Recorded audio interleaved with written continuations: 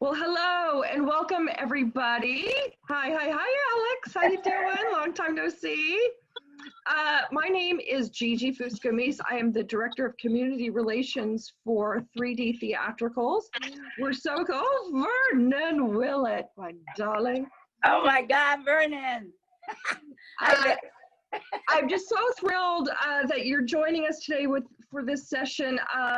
DeeDee Rescher is a recognizable face and voice. You've seen, I'm not going to say how many years, but for many.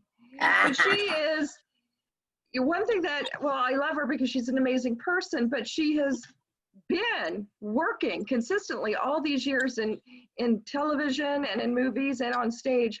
And I'm sure we're going to learn some really great things from her. I mean, her family started off in silent films, if I'm correct, DeeDee. You're correct. You've been carrying the torch for the family. So with that, DeeDee, why don't you say hello to our guests, give them a little bit of background about yourself. I will do. Hi, everybody, and thank you so much for being here. A little disclaimer first. I am watching you all from, of course, my email's still on. I'm watching you all from my iPhone. So the only way for me to see you is to like scroll through, and I might lose my train of thought. So if I know you and I don't say, oh my God, hi, thank you for coming, it's because I can't see you. And I got to tell you, I tried to get a webcam ever since the start of this pandemic, and the webcams went the way of the toilet paper. There are no webcams on the planet. So here we are with my iPhone.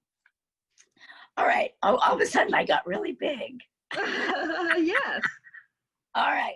So guys, basically everything that Gigi was saying is true. I'm from a theatrical family. My grandfather was in silent films. My mother was a Broadway actress. My father was a three-time winning. Well, I've got to see everybody else again. This is terrible. Oh, good. Okay. My father was a three-time Emmy Award-winning cinematographer. My sisters went into the business. When I was growing up, there was just like no question about what it was I was going to do. And so I just did it. It was just no question. And at a very early age, didn't go to college. 17 years old, I went straight to New York City and started pounding the pavement. Doing what everybody does, waiting tables and doing weird clerical jobs and taking acting, singing, dancing lessons and sleeping like 2 hours a night and somehow struggling and getting through it. And in the midst of all this, I was going to acting class with Jeff Goldblum, who you know from Jurassic Park and The Fly and da-da-da. And he had gotten this Broadway show called El Grande de Coca-Cola. And it was at that time off-Broadway, playing at the Plaza Hotel. There was a place called the Plaza Theater, awesome place. And there was an opening, and he said, why don't you come audition? And I auditioned, and that was the start of my career. So I got my equity card in 1973. I have had my equity card for 47 years. I've had my SAG card for 45 years and my AFTRA card for 45 years. So I have been doing this a long time. And when I figured out those numbers last night, it scared me to death. But that's the way it is. And I'm still here, and I'm lucky that I have been able to not work constantly. And I will say this, I'm one of those actors who really struggled. I mean, to make ends meet for most of my career. And that was even with consistent working. So when people ask me, should I become an actor? I'm like, oh my God, unless you can't breathe without doing this craft, you should think of something else. At any rate, I have managed to stick it out all these years and have some really good years. And I'm here to happily tell you that because I did stick it out, I am now in my 60s, happily collecting my pensions from equity, from AFTRA, from SAG. I'm getting my Social Security, and I am doing that. I'm more secure now than I was my entire career. So those are some of the things we're probably going to talk about today. on how to get yourself to that point where in your later years, and I know a lot of you are probably young and you're not thinking about that right now, but you are going to want to think about it. And that's going to be one of my pressing home points is take care of yourself now and you'll be okay in the future. I think that's all for that question. I'll probably blab on forever, but. Well, you definitely say there, I mean, you didn't have a plan B. Once you I started. did. My plan B was marry a rich guy. Oh, well. But there you that go. didn't happen, so, you know. Listen to you. Okay, well, I'm going to ask you a couple questions. All right. I'd love to hear what you have to say. Okay. So, as an actor, why is it important to cover all the genres in acting? I mean, building your arsenal to include all fields and handle it as a business. Can you tell us a little bit about that? You've done everything, TV, movie, stage, commercials. You take everything you can get. You try to get as proficient at everything you can because you don't know where your next job is coming from. And if you're like me, who never landed the big time, you're going to need to have a big arsenal of tools in your toolkit. And now, of course, it's grown even bigger. There's motion capture, there's video games, so I was really lucky. I honestly don't think Liz is going to be one of those things where I say, don't do what I did, do what I tell you to do. Because I just fell into these things. I fell into voiceovers. I knew that I was going to have to get a commercial on-camera agent. I knew I was going to have to get a theatrical agent.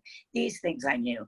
I fell into a lot of stage work because I went out there and did all the free stuff, all the 99-seat house, which led to other things and led to other things. And, you know, you meet people and you ask them, what are you doing? How do you do this? You find all the resources. You do that. Now Casting Actors Access backstage.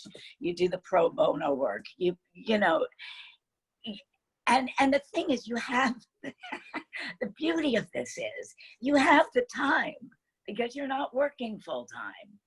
So you really have the time. And another thing that you really need to do is you need to go out and do those casting director workshops and, you know, cultivate your fields and plant those seeds and get out there and make sure everybody sees you all the time.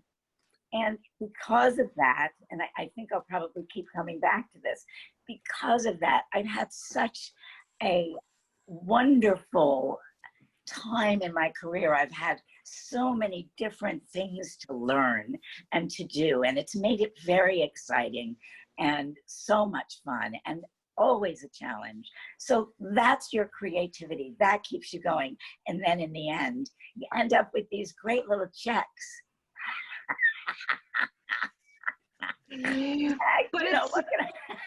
it sounds like with that, you know, it sounds like you took advantage of everything that was out there. You were just auditioning, getting in front of people. I mean, looking at your long career, that had to have made long-lasting relationships that then led to other things. I mean, how important is that to make these relationships for casting directors to see you even over and over and over again? Well, I'm going to say also about that is when I started out in the business, I was very lucky. My first job after Jeff Goldblum and I worked on that thing in New York, we both came out to Los Angeles with it. And my very first job in Los Angeles was at the Whiskey A Go-Go on the Sunset Strip in the early 70s. So you got to know, this was, whoa, this was insane. It was fabulous. And Ron Silver was also a part of that. May he rest in peace, fabulous actor.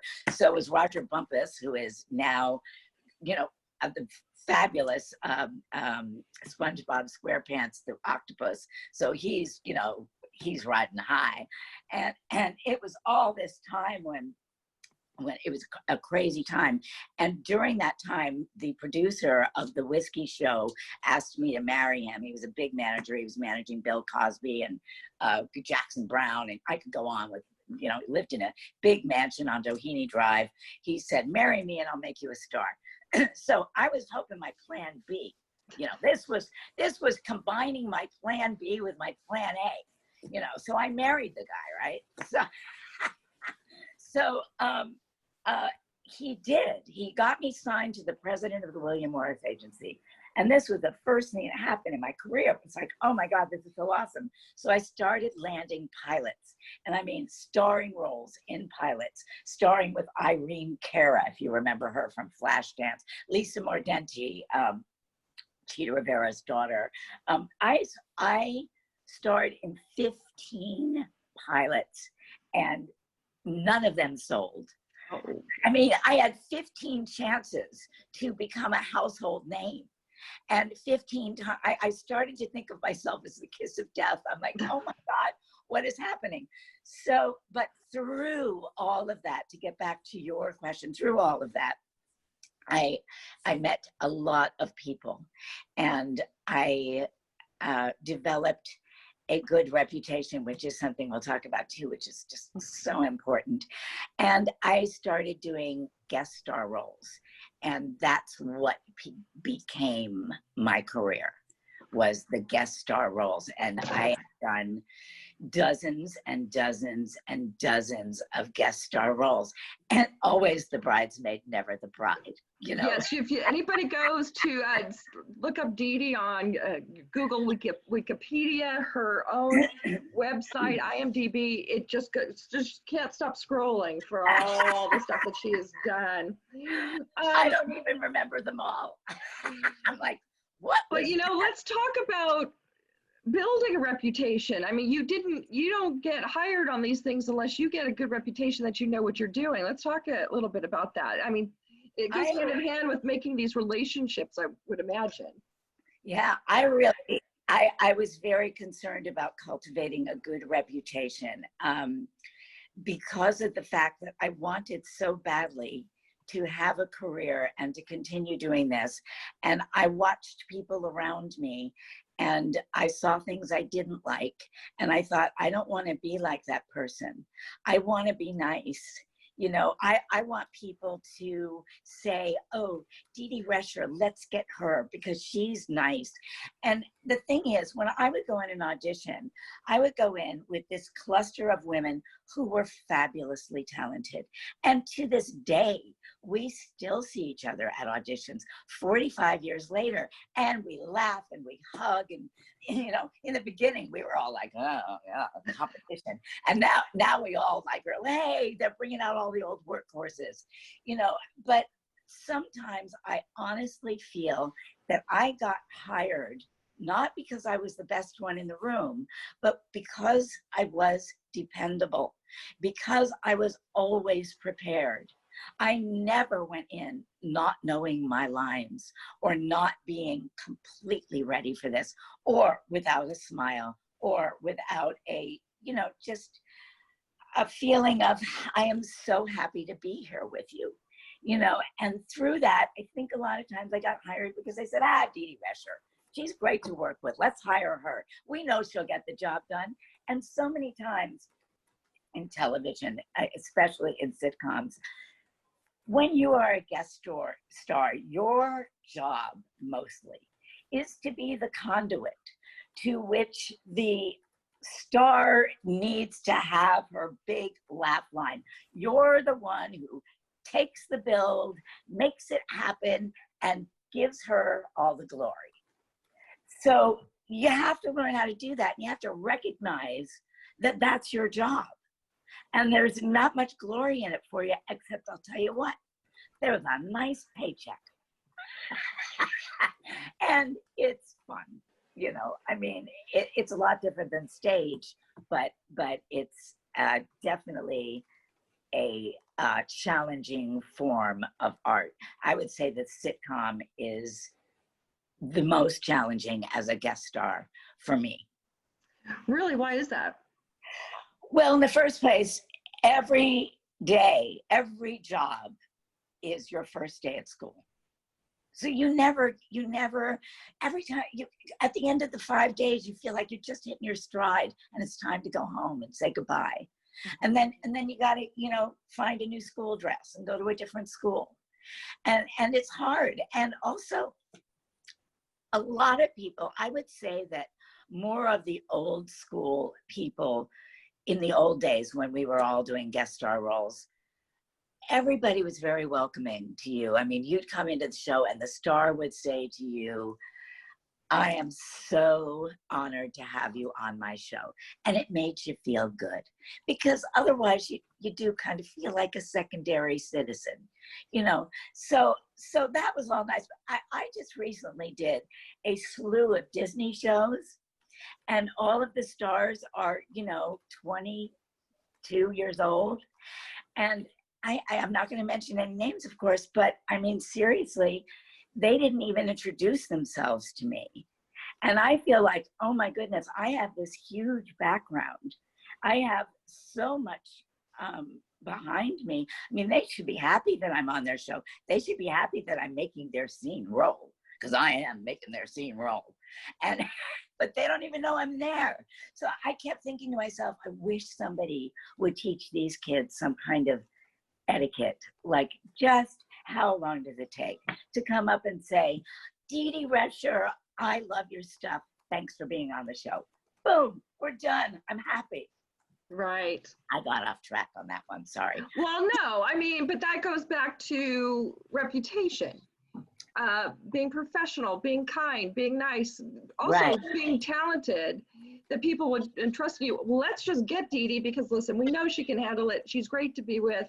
Let's get her on board. I mean, that, as opposed to, we're not going to hire that Gigi. She's a big pain in the you-know-what, and she probably wouldn't be able to handle that part. So, you know, I definitely want to be in the DeeDee column. But, you know, with this, you know, you have guest starred on so many television shows. You said, you probably forgot most of them. But, you know, how does that feel? You weren't getting the lead roles. You're getting the guest star or best friend or gal behind the counter. Did you feel pigeonholed at all, that that's kind of where you were going in this type of work? No, I always had hope. And I still do. It's not over till the fat lady sings. You anyway, got that right. Also, I was lucky enough to get quite a few recurring roles. So in that way, that to me, that's when sitcoms and episodics became fun to me, because then I could reach my stride. So I was, you know, a regular on The Nanny. I was a regular on King of Queens. I was a regular on this great episodic with Rob Morrow called The Whole Truth that got canceled, unfortunately. I was did Hope and Gloria. So I mean, I had like a handful of really nice recurring roles that really gave me the sense of what it must be like and how lucky these guys were that had these roles, that they could go back every day and learn the craft, really learn the craft like you learn it on stage. That's why I love stage the best, because you really get to earn that character. You really get to, the art comes into play. And so you're probably going to ask that question anyway, but stage is my preference. Yeah, well, I mean, okay, let's talk about that a little bit. I mean, auditioning for, we'll get into, I want to ask you some tips about audition do's and don'ts, but since we're here, you've done commercials, you've done television, you've done stage, you've done movies. We know stage is your preference, but do you prepare differently when you go to audition or prepare for these roles? Or do you have a different process for each one? Definitely. Yeah, I do. And the main thing to know is prepare, no matter what it is. But yes, after a while, once you learn the genre, you kind of get an idea. Once you make all the mistakes, which, you know, I had plenty of years to do that. So once you kind of learn what the genre is, you just, it's common sense on how to approach it.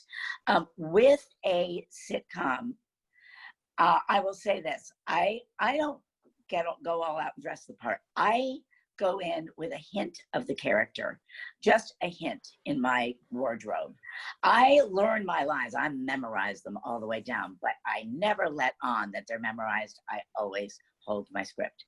Because you never know when you're going to go up too, because, you know, oh, gee, I knew it when I was at home.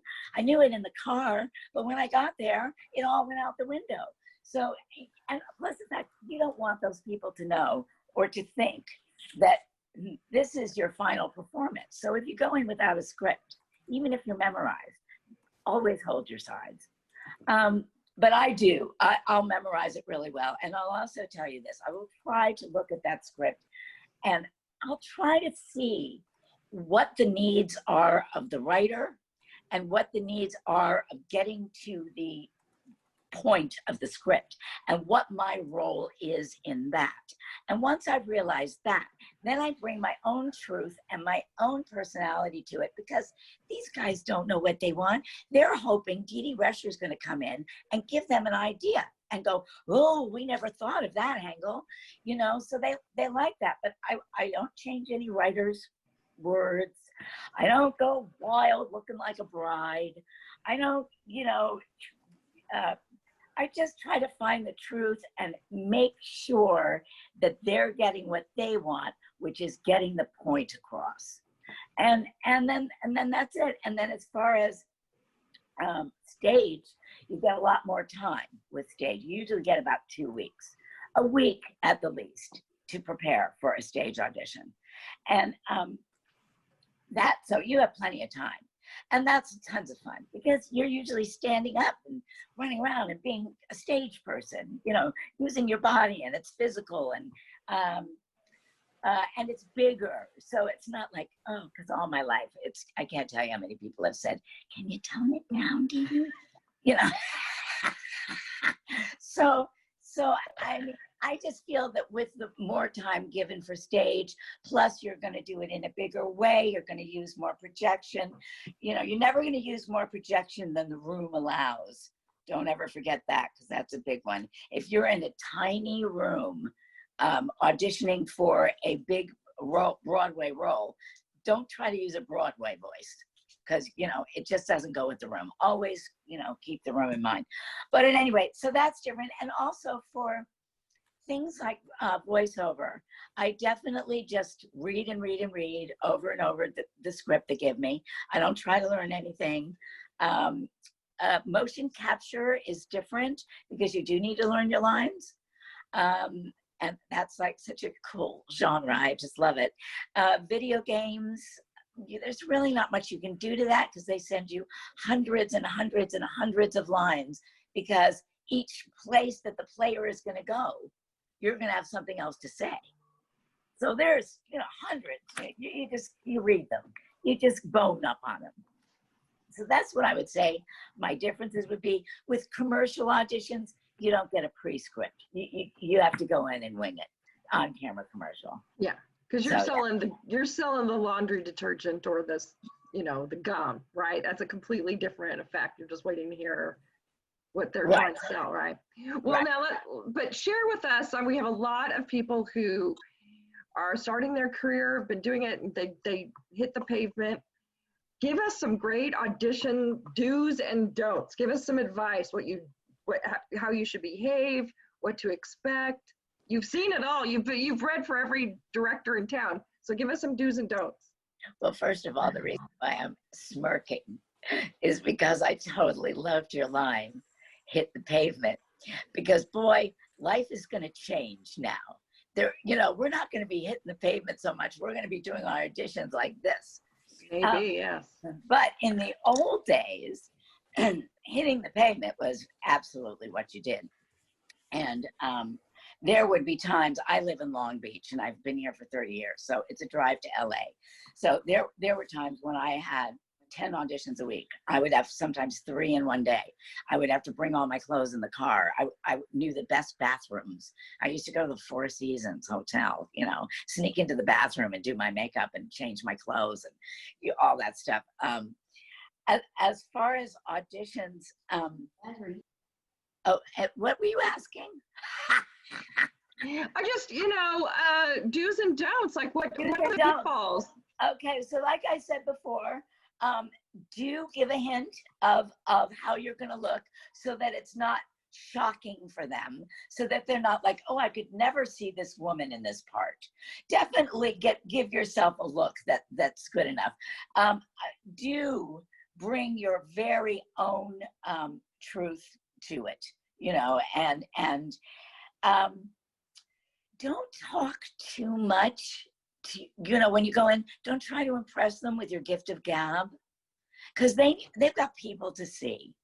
So just go in and, yeah, you know, if you feel like you're about to say something really fabulous and it's just gonna nail your personality in under, you know, 5 sentences, go for it. Many times that works, but otherwise, shut up. You know, just go in, just do what they want to do, be gracious and leave. And you know, another thing, before you go in, there are going to be other actors out in that bullpen. Be respectful of them. Everybody is trying to stay into a focused area. There's so many actors who actually try to sabotage other actors in bullpens before going in, and it's very nasty. So don't do that. Just be cognizant of the other people in the room. They want the job just as much as you do. You're all probably qualified or more than qualified for the job. So just be respectful and be prepared. Be prepared. So that they know when you come in, you've worked at this and that you're going to work at it when you book the job. You're going to be ready. You're going to be camera ready when you walk in on that morning to go to the makeup trailer. You're camera ready. So it's when they know that, they're confident, they're excited. And when they see that you've brought something of your own to it that they hadn't thought of, that's a very cool thing too. So that's it. Spend your time, prepare, yada, yada, same old stuff. Okay, well, I'm going to switch gears here. You know, you've done a lot of staging. You know, I've seen most everything multiple times. The Yes, one that sticks out as what I think is your signature is Shirley Valentine. For those of you who don't know, it's a one-woman show. It's Shirley in talking to the audience in her kitchen and in Greece by a big rock, her best friend. I had the pleasure of producing 2 6-week runs in Long Beach with that, and Vernon and a few of us have all worked with DeeDee on stage. It's just masterful to watch you. And as many times as I've seen it, it always seemed brand new. And I was also marveled on how freaking amazing you would look in your bikini on stage. Oh my God. We better not do this. Over that. Once I got over that, and then I could concentrate on what you were saying. But my friend, if I were to put you, I mean, that's a 65-page monologue in an accent. Yes. Right? So are you off book those 65 pages the first day of rehearsal? Okay, this is how that went. When I first got the script, which was at your theater, I luckily, Elaine Herman, the director, gave me 3 months. And I took those 3 months and I worked on it every day for like 2 hours a day. I am not a quick learner, and I know this. And I did not have a Liverpudlian accent for the life of me. My best friend, Vicky, who I know is here right now, her husband is a Welshman, and he had a perfectly fabulous Liverpudlian accent. And I asked him if he would help me. And I sent him via fax. These are in the old days. I sent him via fax 5 pages a day, and he would MP3 me back those 5 pages. And after I had learned those 5 pages, I would send him another 5 pages, and he would critique me, yada, yada. Long story short, after 3 months, I came in and pretty much, and this is really working 2 hours a day, pretty much knew the script, but I had never put it on its feet. I had never carried the props in my hands. The first 50 minutes is she's actually really making chips and egg. And it's a whole thing. She's you know, cutting up potatoes and putting boiling oil in and so that had to be choreographed. So once you're starting to do that, all the script goes out the window. So the first performance of it was just utter, hell. And I thought, what am I doing? I used to think the stage was going to swallow me before I went out there. And then, wait a minute. Now I'm talking.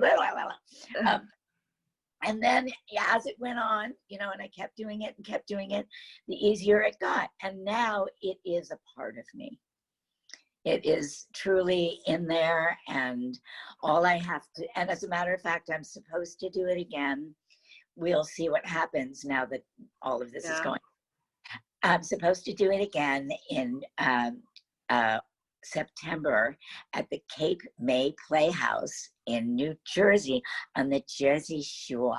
Wow. And I'm excited because I haven't, so I'm still kind of going through it every day, just boning If I were to put you on the spot, Miss DeeDee, if I were to put you on the spot right now and give me like a little snippet of Shirley, could you do it? I'm not wearing a bikini. Oh, yes. Okay. Everybody, you want to hear a little, everybody wants to hear a little Shirley Valentine, right? Okay. Okay. I hope nobody will be offended by this one. If I said I was off to Greece for a fortnight, he'd think I was going for the sex, wouldn't he? Well, I mean, two women on their own going to Greece.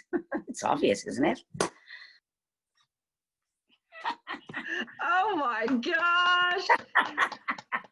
Out of the 65-page monologue for Shirley Valentine, that's the greatest little bit, and you shared it with us.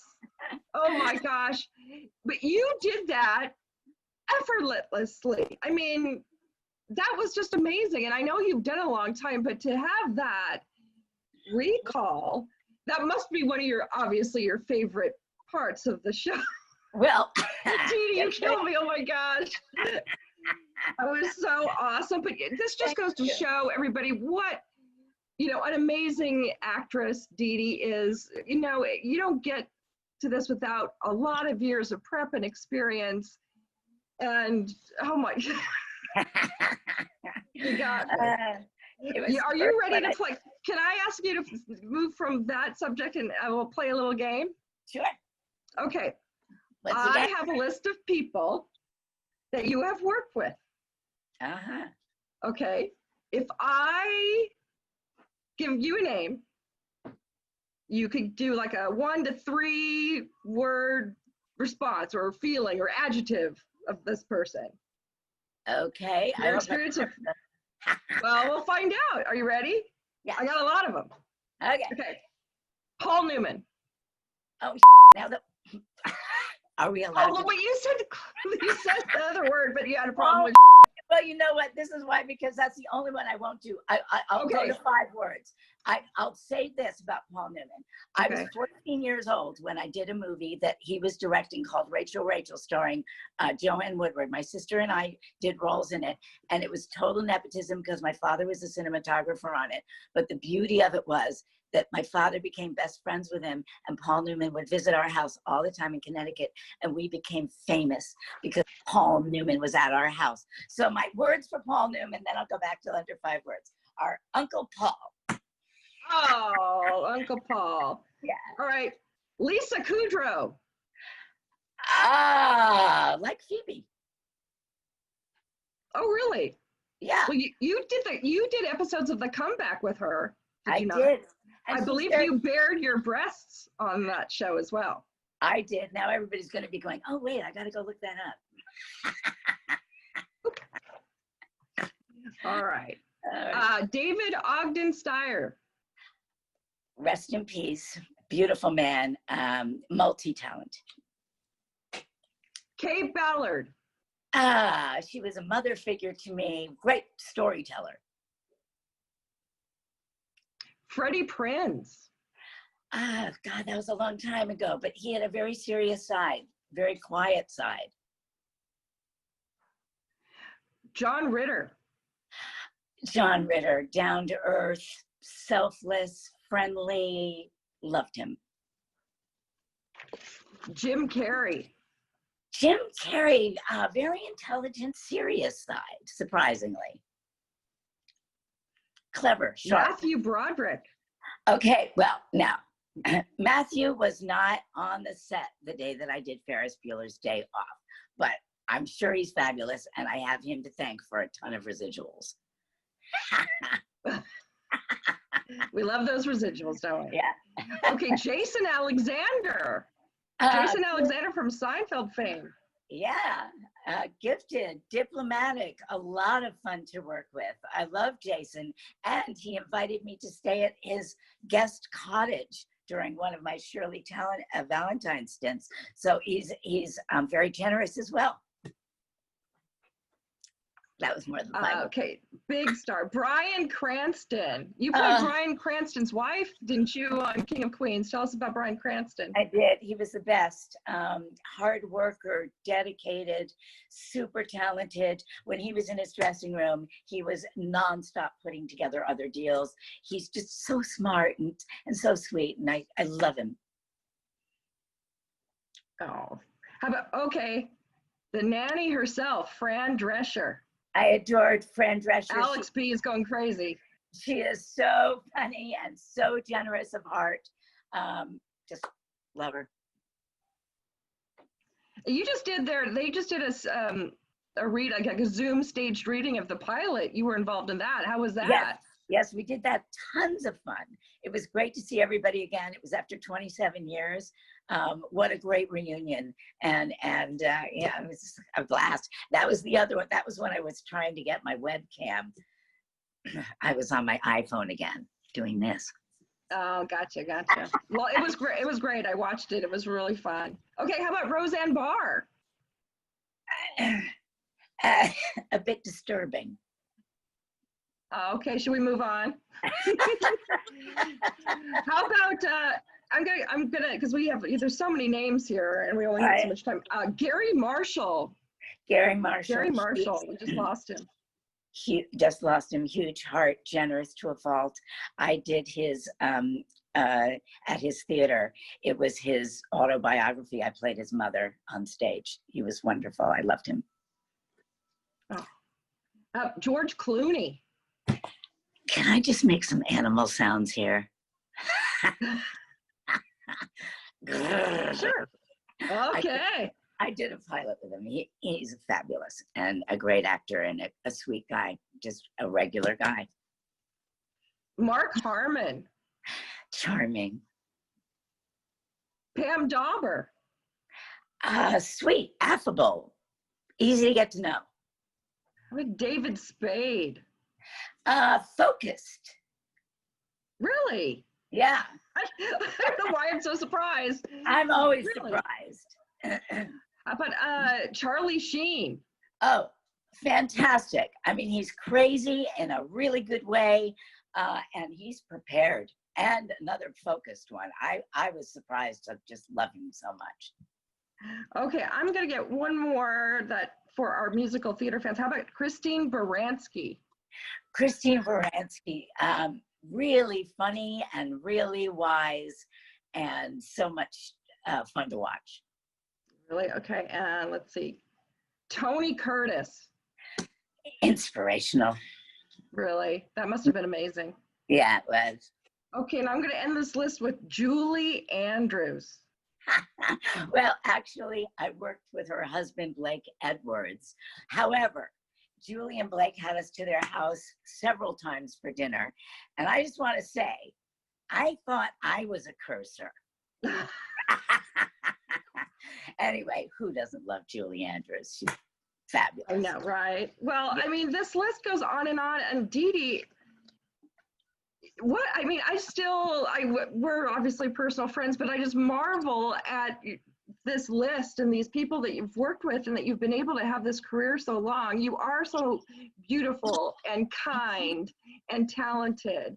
And I just love everything about you, right, everybody? I mean, it's amazing. I think we've got some time. I'm going to look at the chat, or if you raise your hand, I'd be happy to unmute you if you have a question for DeeDee. Do I see anybody with questions? Okay, Alex, I'm going to unmute you. Alex B. Hi, You're on. DeeDee. Hi, everybody. Hi. Honestly, not so much a question, more of just like a thank you for, you know, what you have brought to the industry. I grew up in the 90s, and my first experience with you was The Nanny, and that was following you through that. You know, you have a very recognizable presence, and when you would pop up other places, not only like with your image as it is now, but, you know, you would show up in, you know, voiceovers and stuff like that. It was just, the energy was always very, very much appreciated. And it, very much an inspiration. So just thank you for everything that you do. Thank you. You made my day. Oh. Does anybody else have anything? Vicki Harris wants to hear the Tony Curtis story. She wrote that in the chat. Well, it's not what you think it is, Vic. Okay, Tony Curtis, it was in a mini-series that actually, and this was nepotism again, my father was a cinematographer, and he actually won an Emmy, which you'll see right behind me. Ooh. He actually won an Emmy for it, and it was called Moviola, the Scarlett O'Hara Wars. And Tony Curtis was playing one of the studio heads. And it was in a courtroom, and my sister and I were two young actresses who Tony, and this is before, obviously, before you too, me too. Me too. Right. And they had been, you know, accosted by Tony, so they were there to say to the judge, yes, he tried to feel up my leg. Anyway. Anyway, it was just one day's work, and a lot of fun, and it's a great piece of film to have. And boy, we were young. Oh my God. Anyway, that's it. I don't remember. I don't have a Tony Curtis story. Oh, TJ Dawson. I know, my boss man, the best boss and the best you could ever know your whole life. Oh, you're just the best. Thank you so much for coming on and doing I'm gonna this. cry because I just love him so much. Oh, I love you. Oh my gosh. Pay attention to me. Gigi's the best. I am so blessed to work with her. And thank you so much, DeeDee, for coming on and sharing. I definitely want to hear the Roseanne Barr story. We breezed by that way too fast. I could tell it. I don't know if we have time. Oh yeah, we have time. And you know what? I was flipping around the channels the other day, and I just saw that episode where you played the mother. They got the daughter drunk. Right. Yeah, and you know, it's funny when I'm in another room and then the TV's on in another room and I can hear. I'm like, oh my God, DeeDee's on yet another show. Oh, and there's another really great question about if it was ever difficult for you to be taken seriously as a character actor, like if you ever had issues like moving from one thing to another or something like that. You mean to be a more serious actor? Uh-huh. I haven't had as many chances as I would like to make that turn, especially because most of us comedians really excel at emotional, serious roles, and we don't get the chance. But I have had chances to dip into that part of me and share it. And most comedians have such a well of emotion and usually have so many things to pull from, like for darker material, like when you've seen Jim Carrey get the opportunity, or you know, Robin Williams, both have, you know, it was so funny, almost every comedian you came across, you talked about being serious and focused, and you know, like not on-screen personalities. Because you don't think of them that way. You think you're going to go in and you're going to be laughing all day, and it's not like that at all. You know, and yeah, we're all very sad underneath. Yeah. You know, because we do have a little time, because there's a question I want to ask you, but and Roseanne Barr, any little, just give him a little nugget. or something. Okay, so when I was working with Roseanne, and this was like ancient history, she was just getting together with, what was her husband's name? Tom Arnold. Tom Arnold, yeah. She and Tom Arnold had just gotten engaged, and George Clooney was still on the show. That's when I first met George Clooney. So we all went into work, and we heard that Tom Arnold and Roseanne Barr had this big fight the night before, and that they had broken up, and that the wedding was off, and that Roseanne would not be in this morning, and everybody was just going to have to wait in their dressing rooms until Roseanne got there. And so, I mean, that was kind of nice, because that was when I actually did get to talk to George Clooney for the first time for quite a while. And then I just, you know, you get bored and you're waiting for hours and hours. And I went into my dressing room and I fell asleep. I mean, I fell fast asleep. And all of a sudden there was a knock on my door, the stage manager, frantic, going, "Get on the set, Roseanne's here, we're doing your scene." And I'm like, Oh my. and I'm running across the studio, and I am asleep.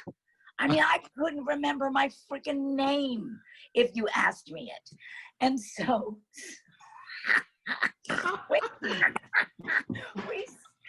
I have to go in, and she's waiting for me on the set. I mean, and my first entrance, if you remember that scene, is I ring the doorbell and she answers the door and says, "What?"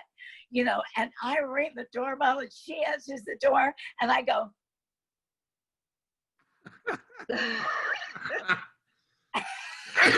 and she says, "Oh, really?" And I went wild. I said, "You know something? I spent all morning waiting for you, and I went to sleep. And now you're going to have to give me time to wake up." And I thought, I'm getting fired off this job. I am in so much trouble. But believe it or not, she was great. And I think she might have even respected me for standing up to her. 100%. But she did end up getting back at me, because if you will ever watch that scene again, you will notice that, well, the camera is on me, and I'm saying, "My daughter came home drunk that night, and you just left your liquor cabinet open." The whole time the camera is on her back, and she is scratching her back. So it's taking all the focus off me and on to her scratching her back. Wow. So that was her little screw you, Rescher. You know, I have to say, like, one of the only shows that has done a reboot that has been able to make it without the title character has been The Conners. It is brilliant, and just as brilliant without her. Even though she was as cuckoo bananas as she is, she was brilliant in that show. But that's too bad. That's sad to hear. Not unexpected, but sad. That's a good story to end our session. Unfortunately, we're out of time. We could talk to you, DeeDee, forever. We're so grateful for you. You've shared so many great stories and advice with us. We're just so thrilled. I'm just going to unmute everybody so you can all say thank you to DeeDee. Thank you, everybody. Thank you so much. Thank you so much. Yay. Thank you.